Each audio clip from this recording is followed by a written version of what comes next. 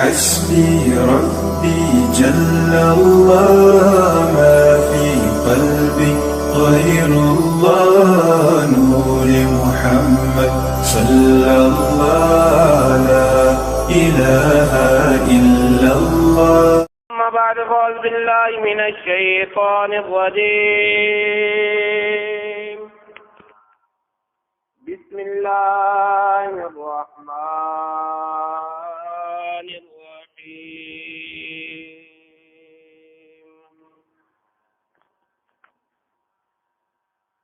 وإنه لتنزيل رب العالمين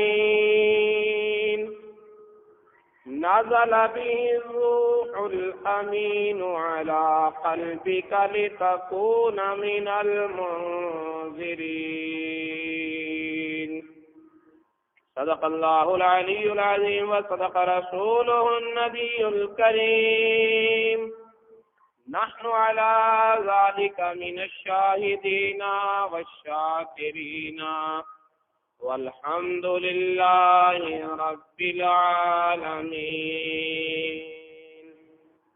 قال الله تبارك وتعالى في القرآن المجيد والفرقان الحميد في شأن حبيب الرحمن الرحيم. إن الله وملائكته يصلون على النبي يا أيها الذين آمنوا صلوا عليه وسلموا تسليما. الصلاة والسلام عليك يا سيدي يا رسول الله وعلى آلك وأصحابك يا حبيب الله. الصلاة والسلام عليك يا سيدي يا رسول الله وعلى آلك وأصحابك يا رحمة للعالمين. اللهم صل وسلم وبارك على سيدنا ومولانا محمد كريم الآباء والأمهات وعلى آله وعترته وأزواجه أمهات المؤمنين وعلى جميع أصحابه وأولياء أمته وعلماء ملته وأمته أجمعين عدد كرمك يا كريم يا كريم يا كريم يا كريم.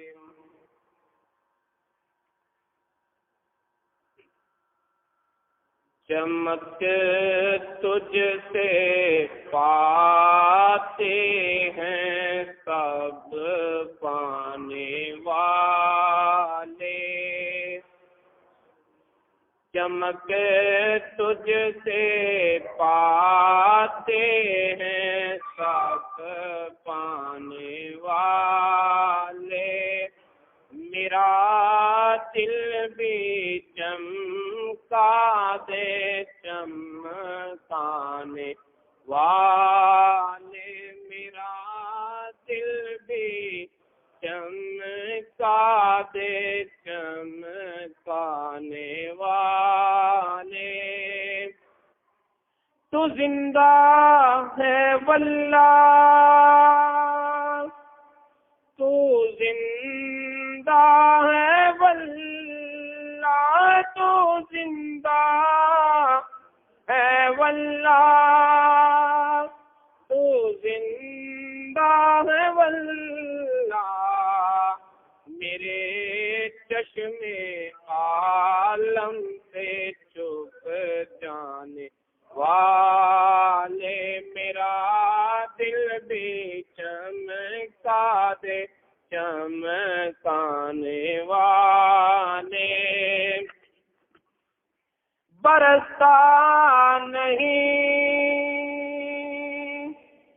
دیکھ کر ابر رحمت برستا نہیں، دیکھ کر ابر رحمت بدوں پر بھی برسا دے، برسانے والے بدوں پر بھی برسا دے، برسانے والے میرا دل بھی چمکا دے، چمکانے والے۔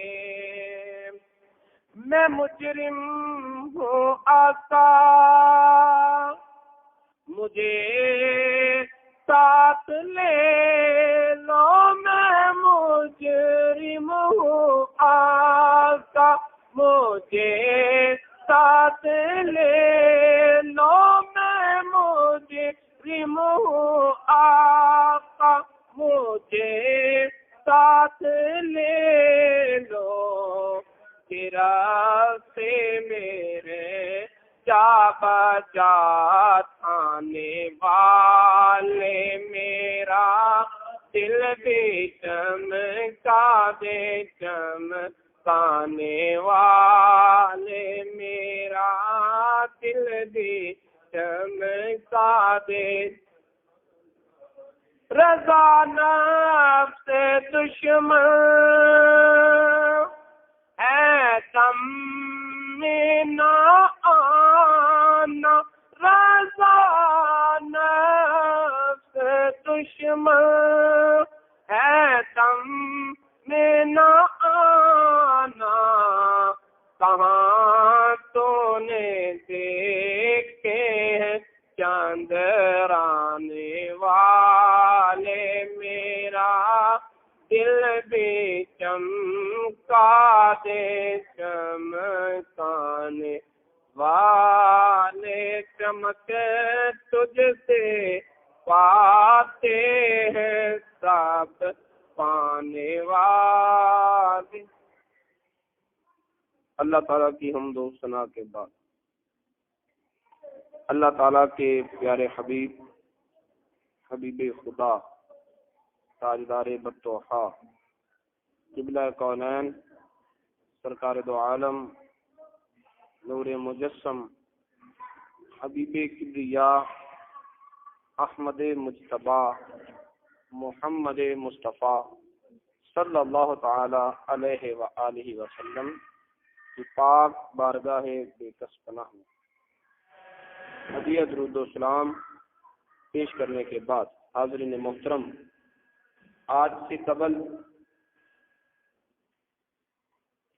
ماہ محرم الحرام کے مقدس مہینوں میں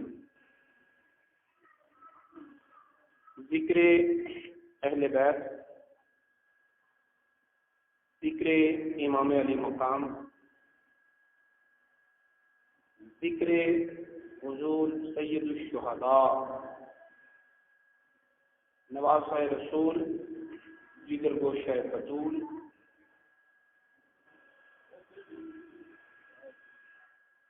ہوتا رہا۔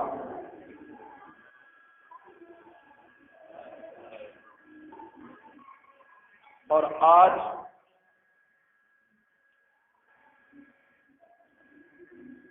قرآن پاک کی عظمت کے حوالے سے گفتگو کرنا چاہوں گا، اور آج کے موضوع کو پہلے موضوع سے نسبت کچھ ایسی ہے کہ پہلے نیزے کی نوک پر قرآن پڑھنے والے کا ذکر تھا، اور اب اس خود قرآن پاک کا تذکرہ۔ اور اس کی وجہ یہ بھی ہے کہ امام علی مقام کا قرآن کے ساتھ لگاؤ اور تعلق ایسا ہے کہ جب قرآن کی بات کریں تو امام علی مقام کی بات چھڑ جاتی ہے، اور جب امام علی مقام کی بات کریں تو قرآن کی بات چھڑ جاتی ہے۔ یہ تعلق خود رسول کائنات امام الانبیاء فخر بنی آدم و آدم شفیع اعظم شاہ امم صلی اللہ تعالی علیہ وآلہ وسلم نے خود ارشاد فرمایا۔ آپ نے فرمایا لوگوں، تم میں دو چیزیں چھوڑ کر جا رہا ہوں، اگر تم ان دونوں کو مضبوطی سے تھامے رکھو گے تو کبھی بھی صراط مستقیم سے تم نہیں بھٹکو گے، لن تضلوا، تم کبھی گمراہ نہیں ہو پاؤ گے۔ گمراہی سے بچنے کی صنعت اور گمراہی سے بچنے کا سرٹیفکیٹ، گمراہی سے بچنے کی ضمانت اور راہ ہدایت پر ہونے کا ثبوت، نہ تو نماز کو بنایا گیا کہ نماز پڑھو، نماز پڑھنے کے بدلے میں تم گمراہی سے بچو گے، نماز پڑھنے والوں کو یہ مجدہ نہیں سنایا گیا کہ نماز پڑھنے والوں تم کبھی گمراہ نہیں ہو پاؤ گے، روزہ رکھنے والوں کو یہ بشارت نہیں دی گئی کہ روزہ رکھنے والوں اب تم نے روزے رکھ لیے، قبولیت ایسی ہو گئی کہ آپ کبھی گمراہ نہیں ہو پاؤ گے،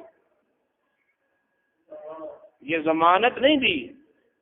حج کرنے والے، صدقات و خیرات کرنے والے، راتوں کو جاگنے والے، دنوں کو عدل و انصاف کرنے والے، کسی کو یہ ضمانت نہیں دی کہ تمہاری نیکیاں ایسی قبول ہو گئیں کہ اب کبھی گمراہ نہیں ہو پاؤ گے۔ اگر اس کا سرٹیفکیٹ دیا، ضمانت دی، تو نبی پاک صلی اللہ علیہ وسلم نے اس بات کی کہ قرآن کے دامن کو اور اہل بیت کے دامن کو مضبوطی سے پکڑ لو۔ اگر قرآن سے وابستہ ہو اور اہل بیت سے وابستہ ہو تو ان دو کام کرنے والوں کو نبی پاک صلی اللہ علیہ وسلم نے یہ ضمانت دی، لن تضلوا، اب تم ہرگز گمراہ نہیں ہو پاؤ گے۔ گمراہی سے بچنے کا سرٹیفکیٹ ایک قرآن ہے اور دوسرے اہل بیت ہے، دونوں کا اکٹھا ہونا، اہل بیت اطہار سے وابستگی بھی ہو اور قرآن پاک سے وابستگی بھی ہو، تو پھر یہ بشارت ملتی ہے کہ لن تضلوا، اے میرے کلمہ پڑھنے والوں اب تم گمراہی کی طرف نہیں جاؤ گے، حق پر رہو گے۔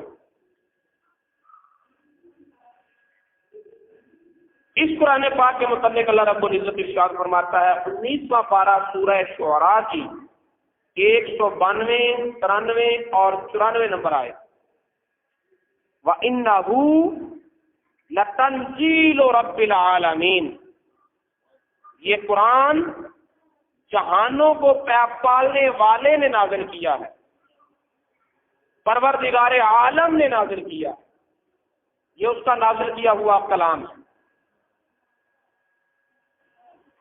نازل بہ الروح الامین،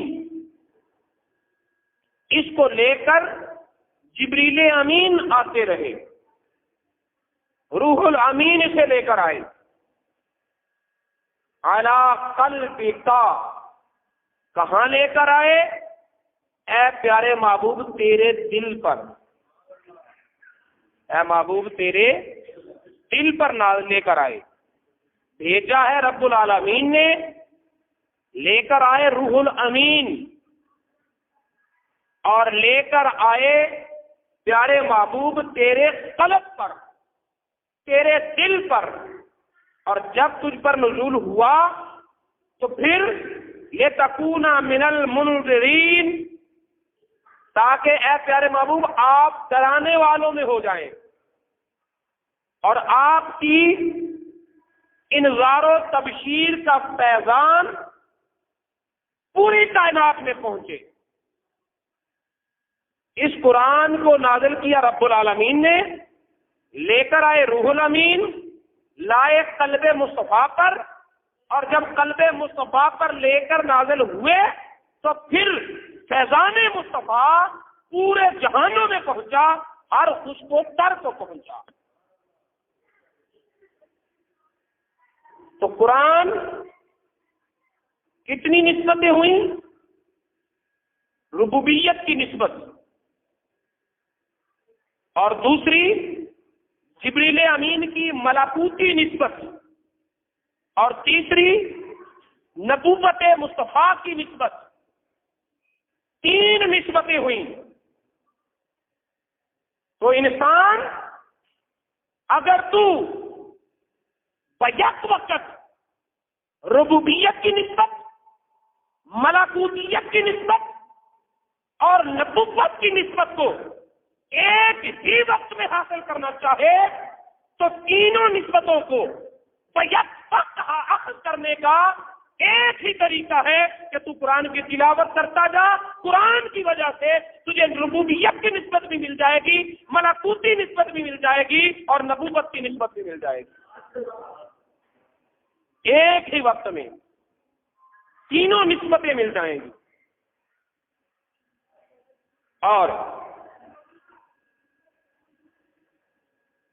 قرآن کا نزول قلب مصطفیٰ پر ہوا، اور جب نبی پاک صلی اللہ تعالی علیہ وسلم پر قرآن کا نزول ہوا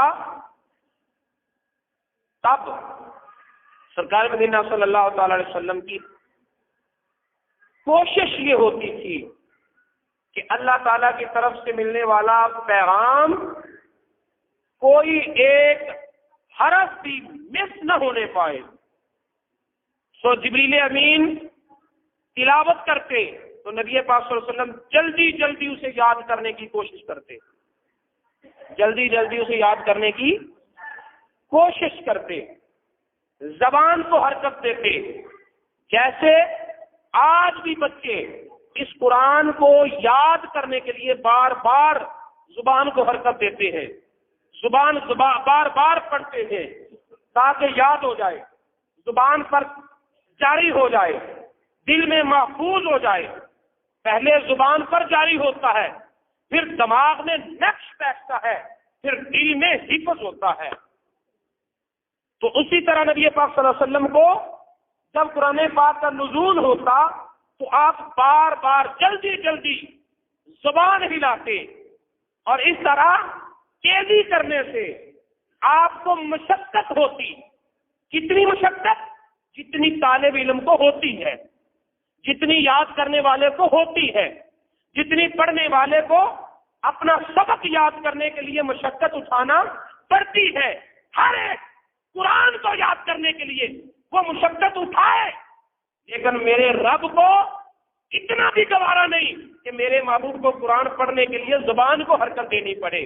فرمایا لا تحرک، اے پیارے محبوب لا تحرک لسانک بہ، لسانک لتعجل بہ، اے پیارے محبوب جلدی یاد کرنے کے شوق میں، قرآن کو جلدی اخذ کرنے کے شوق میں زبان کو تکلیف میں نہ ڈالا کر، یہ بھی میرے ذمہ میں ہے، تو زبان بھی نہیں ہلائے گا، تیرے دل میں قرآن یاد ہو جائے گا۔ تو زبان بھی نہ ہلا۔ ان علینا جمعہ وقرآنہ، اے پیارے محبوب تیرے دل میں جمع کرنا اور تیری زبان پر جاری کرنا، یہ دونوں کام ہی میرے ذمہ ہیں۔ تو پڑھنے کی طرف بھی توجہ نہ کر، تو یاد کرنے کی طرف بھی توجہ نہ کر، بلکہ تو اپنی توجہ میری طرف رکھ۔ میں تیری طرف متوجہ ہوں اور تو میری طرف متوجہ رہ۔ رہی بات یاد کرنے کی، وَمَا لَا تُحَرِّكْ لِسَانَكَ لِتَعْجَلَ بِهِ، جلدی کے شوق میں زبان بھی نہ ہلا، ان علینا جمعہ و قرآنا، ہم خود اس قرآن کو تیرے دل میں جمع بھی کر دیں گے، زبان پر جاری بھی کر دیں گے۔ جب اللہ تعالیٰ نے خود یاد کرانے کا اور زبان پر جاری کرنے کا بھی ذمہ آپ لے لیا ہو، تو پھر اس قرآن کے قلب مصطفیٰ میں جمعیت میں بھی کوئی شک نہ رہا کہ کوئی زبر زیر کا فرق پڑ گیا ہوگا، یا کسی حرف کا فرق پڑ گیا ہوگا، یا کسی عربی لہجے کا فرق پڑ گیا ہوگا، کیونکہ عربی قبائل کے علیحدہ علیحدہ لہجے تھے، کوئی فرق نہیں پڑا۔ تو دل میں اس قرآن کو قلب مصطفیٰ میں جمع کیا گیا۔ ڈاکٹر علامہ اقبال نے اپنے ایک خط میں لکھا تھا کسی ارادت مند کو تعلیم دیتے ہوئے، کہتے اگر تو اپنے رب کے قرب کو پانا چاہتا ہے تو ضروری ہے کہ تیرے دل کو، تیرے قلب کو قلب محمدی سے نسبت ہو، کیونکہ اس نسبت کے بغیر اللہ کے قرب کے دروازے نہیں کھلتے۔ ضروری ہے کہ تیرے دل کو قلب مصطفیٰ سے نسبت ہو، اور قلب محمدی سے نسبت تب ہوگی جب تو قرآن کی تلاوت کرے گا، کیونکہ زبان پر بار بار قرآن جاری رہے گا، تو بار بار زبان پر قرآن کے جاری رہنے سے قرآن کا نور تیرے دل پہ شعاعیں ڈال کر اسے صاف کرے گا، اجرا کرے گا۔ جب تیرے دل میں قرآن کا نور اترے گا تو قلب مصطفیٰ وہ ہے جس پر قرآن نازل ہوا، تیرا دل بھی اس لائق ہو جائے گا کہ تیرے دل میں قرآن جمع ہو سکے۔ تیرے دل میں جب قرآن کا نور اترے گا تب تیرے دل کو قلب محمدی سے نسبت ہوگی، اور تب تیرے دل پر اللہ کے قرب کے دروازے کھلیں گے، تب تیرے دل پر اللہ کے قرب کے دروازے کھلیں گے۔ تو پتہ چلا کہ نسبت محمدی کے بغیر اللہ کا قرب نہیں ملتا۔ اللہ اللہ کیے جانے سے اللہ نہ ملے۔ اللہ والے ہیں جو اللہ سے ملا دیتے ہیں، لیکن افسوس آج کے اس تاریک دور میں جہاں ہم نے اپنے باقی اسلامی شاعر کو پسے پشت ڈال دیا، وہاں اس عظیم کتاب کی عظمت کو بھی مد نظر نہ رکھا۔ اس قرآن کی عظمت کا کیا فقط یہ پہلو کم ہے کہ یہ رب العالمین کی بھیجی ہوئی کتاب ہے؟ یہ رب العالمین کی بھیجی ہوئی کتاب ہے۔ شہر میں ایک آدمی MNA کا بھیجا ہوا آ جائے، سارا شہر اکٹھا ہو جاتا ہے۔ بھئی یہ وہی عام آدمی تو ہے جو کھاتا پیتا چلتا پھرتا تھا، تمہارے ساتھ پہلے بھی ملتا جلتا رہا، لیکن آج کیوں اس کی تعظیم ہے کہ یہ MNA کا بھیجا ہوا ہے؟ یہ کتاب تو تمہارے رب پروردگار عالم کی بھیجی ہوئی ہے، جس کی عزت کتنی ہونی چاہیے، اس کا مقام کتنا ہونا چاہیے۔ اور یہ کتاب وہ ہے جو تمہارے نبی کے قلب پر نازل ہوئی، نسبت محمدی بھی اس کتاب سے، نسبت ربوبیت بھی اس کتاب سے۔ پھر اس کتاب کی ساتھ ہماری لا تعلقی کا یہ عالم کہ آج دشمنوں کو موقع ملے، آج دشمنوں میں یہ جرأت ہو، آج اغیار میں یہ ہمت پیدا ہو جائے کہ وہ تمہاری اس مذہب کی، مذہب اسلام، فقہ میں کسی کو اختلاف ہوگا، کوئی حنفی کو مانتا ہے، شافعی کو نہیں مانتا، شافعی کو مانتا ہے، حنبلی کو نہیں مانتا، حنبلی کو مانتا ہے، مالکی کو نہیں مانتا، جو کسی کو بھی نہیں مانتا، فقہا کی فقاہت میں کسی کو اختلاف ہوگا،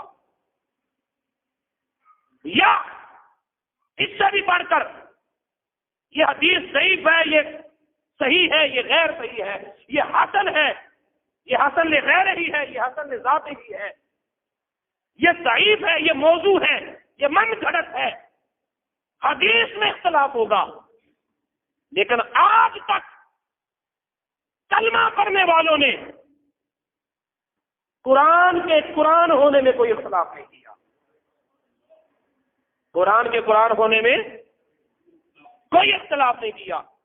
گویا کہ مذہب اسلام کی وہ پہلی اینٹ جس پر پورا مذہب اسلام کھڑا ہے، اسلامی تعلیمات کی وہ بنیاد جس پر تمام اسلامی تعلیمات کا محل ڈھانچہ کھڑا ہے، وہ قرآن ہے۔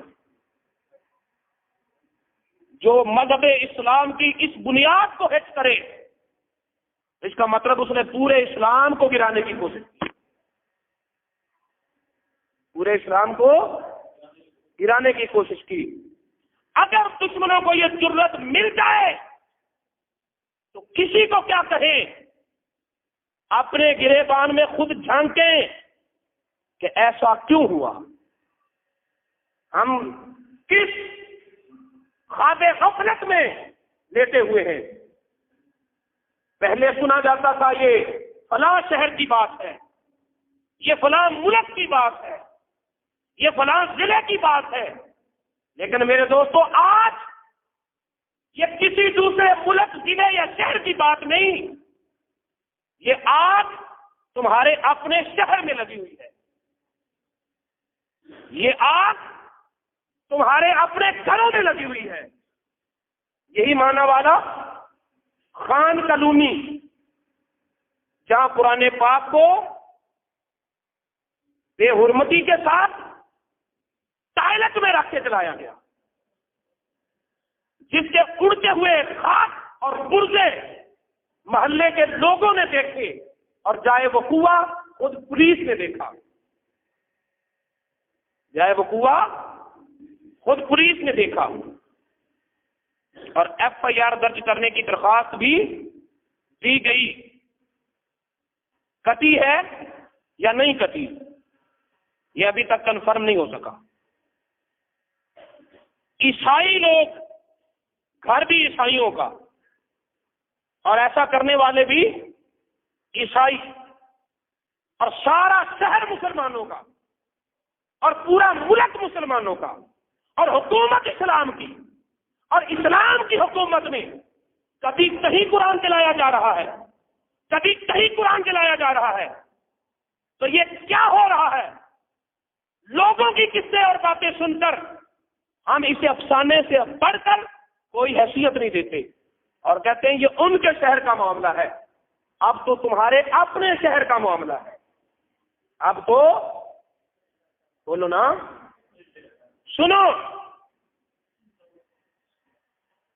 19واں پارہ سورہ فرقان کی آیت نمبر 30،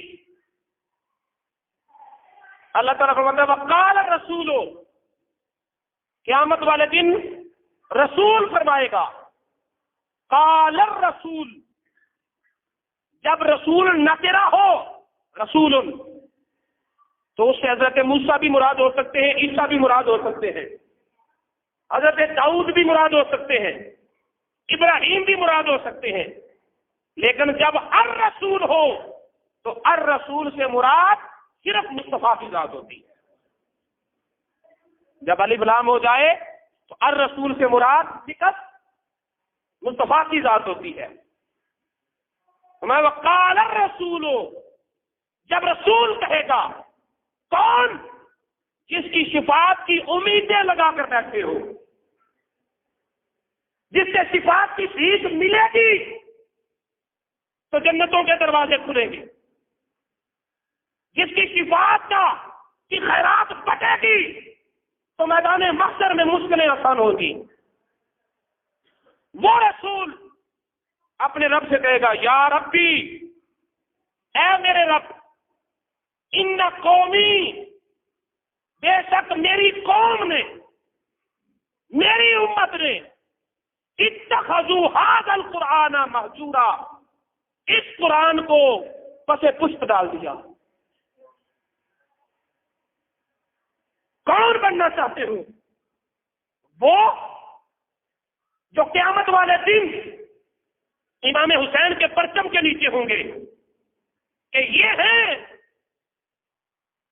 امام حسین شہید کربلا کی راستے پر چل کر مشکلات کی آنکھوں میں آنکھیں ڈال کر مسائل سے ٹکرا کر طوفانوں سے منہ جوڑ کر حسینی نقشے قدم پر چلے، لیکن قرآن کی عزت پر آنچ نہیں آنے دی۔ یا پھر ان لوگوں میں بننا چاہتے ہو جن کے بارے میں جو سر جھکا کر ندامت کے آنسو بہاتے ہوئے لٹکا کر سروں کو کھڑے ہوں گے، اور جس رسول سے شفاعت کی امیدیں ہیں وہ رسول شفاعت کی بجائے شکایت کر رہا ہوگا کہ مولا یہ ہے میرے امتی جنہوں نے قرآن کو پس پشت ڈال دیا، جن کی موجودگی میں قرآن کو جلایا گیا، جس کی موجودگی میں قرآن کو پھاڑا گیا، جن کی موجودگی میں قرآن کے فرق ہواؤں کے ساتھ راہ کی صورت میں فضا میں بکھرتے رہے۔ میرے دوستو، آؤ آج ہی اپنی سوئی ہوئی غفلت کو بیدار کرو، اپنے ضمیر کو جھنجھوڑو۔ آخر وہ آسمان سے تو نہیں اترا تھا، اسے زمین تو نہیں نکل گئی، کسی شہر میں ہوگا، کسی ضلع میں ہوگا، کسی ملک میں ہوگا۔ آج عزم کریں کہ وہ قرآن کا گستاخ، وہ قرآن کی بے-آبرو کرنے والا، وہ عیسائی ہے، یہودی ہے، یا کوئی کلمہ پڑھنے والا منافق ہے، کوئی بھی ہوگا، کہیں بھی ہوگا، اسے نکال لائیں گے باہر۔ ایک آدمی ہے انشاءاللہ کہنے والا، اگر آپ قرآن کی عزت کے لیے آج نہ نکلے، اگر قرآن کے تقدس کے لیے نہ نکلے، تو یاد رکھنا جب قرآن کو آگ لگ رہی ہے، قرآن کی عزت محفوظ نہیں، تو عزتیں تمہاری بھی محفوظ نہیں رہیں گی، عزتیں ہماری بھی محفوظ نہیں رہیں گی۔ آج قرآن کو آگ لگی، کل گھروں کو آگ لگے گی۔ آج قرآن چل رہا ہے، کل تمہارے اپنے وجود چل رہے ہوں گے۔ اٹھو، آج ہی اٹھو، اپنی عزت کے لیے نکلو گے تو کیا نکلنا ہوا؟ قرآن کی عزت کے لیے نکلو۔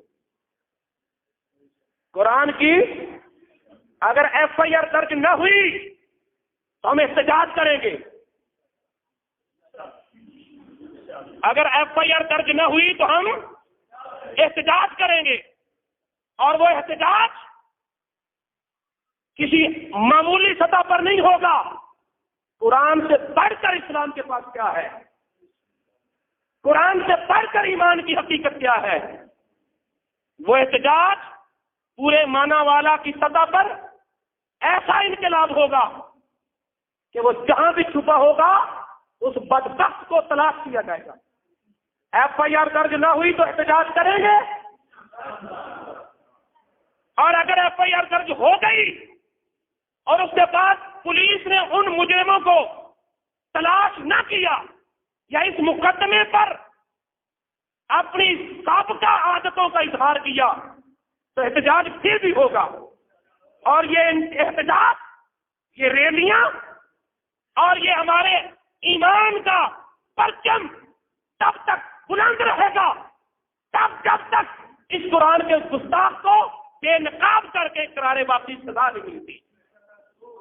اور یہ سارا کام ہم نے پولیس کے ذمہ نہیں لگانا، ہم نے خود بھی تلاش کرنا ہے۔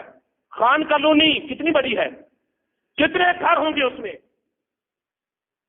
ذمہ دار وہ بھی ہے جس کے گھر میں یہ واقعہ ہوا، ذمہ دار وہ بتلائے اس نے گھر کی چابی کس کو دی تھی، وہ بتلائے اس نے اپنا مکان کس کو کرائے پہ دیا تھا، وہ بتلائے اس کے گھر میں کون آتا جاتا تھا۔ آپ متفق ہیں میری بات سے؟ نہ متفق ہوں، لیکن میرے ایمان کا جو تقاضا ہے وہ میں برملا اظہار کر کے رہوں گا۔ گھر کے جس گھر میں یہ واقعہ ہوا وہ گھر والا بھی ذمہ دار ہے، اور پولیس، خفیہ ایجنسیاں اگر وہ پتہ لگانا چاہیں تو وہ غیر ملک گئے ہوئے بدماشوں کو بھی ڈھونڈ لاتی ہیں۔ یہ تو ابھی ملک میں ہے، ان حکمرانوں سے کیا توقع رکھو گے جنہوں نے غازی ممتاز کو تو شہید کر دیا اور آسیہ ملعونہ کو اب تک تحفظ مل رہا ہے۔ اور ابھی خبر ملی چند دنوں پہلے کہ سپریم کورٹ کے ایک اس جج نے استعفیٰ لکھ دیا جس کے پاس آسیہ ملعونہ کا کیس تھا، اور اپنے استعفیٰ دینے کی وجہ یہ بیان کی کہ مجھے مجبور کیا جاتا تھا کہ اسے بری کرو، ملعونہ کو بری کرو۔ تو میرے ضمیر میں اس کی یہ آواز تھی کہ اس سیٹ پر تو 2 سال اور بیٹھ لے گا، 4 سال اور بیٹھ لے گا، قبر میں جا کر گنبد خضرا کے متین کو کیا منہ دکھائے گا؟ میں نے اس سے استعفیٰ اس لیے دیا ہے کہ میں گستاخ رسول کو بری نہیں کر سکتا، لیکن اس سے یہ تو دیکھو کہ تمہاری حکومت کیا کر رہی ہے۔ تو میرے دوستو، یہ کام ہم نے کروانا پولیس سے ہے، لیکن کرنا خود ہے، تلاش کرنا ہے انہیں، اور پولیس کو کہنا اسے پکڑو۔ سر ہلانے سے بات نہیں بنے گی۔ کیا آپ قرآن کی عزت کے لیے گھروں سے نکلیں گے؟ جب آواز آئے گی نکلیں گے، اور تب تک گھروں میں نہیں جائیں گے جب تک قرآن کے اس گستاخ کا تلا کما نہیں ہوتا اور قرار واقعی سزا نہیں ملتی۔